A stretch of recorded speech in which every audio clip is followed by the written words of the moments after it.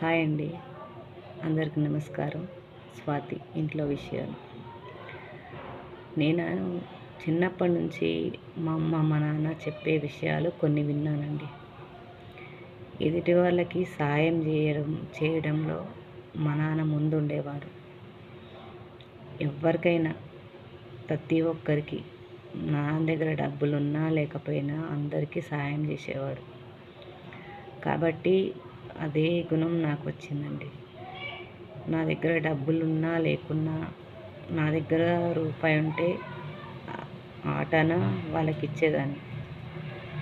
ఆ నైజం అనేది కొన్ని విషయాల్లో మంచి, కొన్ని విషయాల్లో చెడు.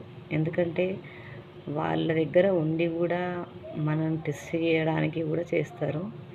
ప్లస్ మనము వాళ్ళ వ్యక్తిత్వము గమనించి వాళ్ళలో ఉన్న నిజ స్వరూపం చూసుకొని వాళ్ళు నిజంగానే పేదరికం అనుభవిస్తున్నారా, లేకుంటే నిజంగానే మీ దగ్గర అప్పులు అడుగుతున్నారా లేదా అనేది కొంచెం ఆలోచించుకోండి ముఖ్యంగా. ఎందుకంటే ఈమె ఇస్తుందా ఇవ్వదా అనేది ఒకటి చూస్తారు.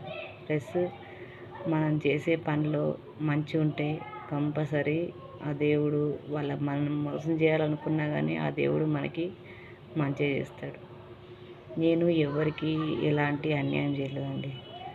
ఎందుకంటే చేసే పని నేను మనస్ఫూర్తిగా చేస్తూ ఉంటాను. ఎలా అంటే మనము అందరికీ అబద్ధాలు చెప్పొచ్చు, దేశానికి చెప్పొచ్చు, మనుషులకు చెప్పొచ్చు, లాయర్ ముందు చెప్పొచ్చు, అందరి ముందు చెప్పొచ్చు. కానీ ఒకటి మనస్సాక్షి ముంగట, పైన పోయిన తర్వాత భగవంతునికి, ఆ ఇద్దరి ముంగట ఎంత గొప్ప పని చేసిన ఆడదైనా, ఎంత తప్పు చేసిన ఆడదైనా వాళ్ళ దగ్గర మంచి చేస్తే మంచి ఎదురొస్తుంది. వాళ్ళిద్దరికీ మాత్రమే కంపల్సరీ తెలిసే ఉంటుంది కదా మనం చేసే పనుల వల్ల నువ్వు నిజంగానే మంచి చేస్తున్నావా లేదా, లేదు నువ్వు పాపాలు చేస్తున్నావా లేదా అనేది ఇక్కడ మనస్సాక్షికి, అక్కడ పైన దేవుడికి, ఆ ఇద్దరికి కంపల్సరిగా ఎప్పటికైనా ఈ కర్మఫలం ఈ జన్మలోనే అనుభవించాలి. ఇది కలికాలం. కంపల్సరీ మనము ఎవరికి ఎదుటి వాళ్ళకి అన్యాయం మాత్రం చేయొద్దు.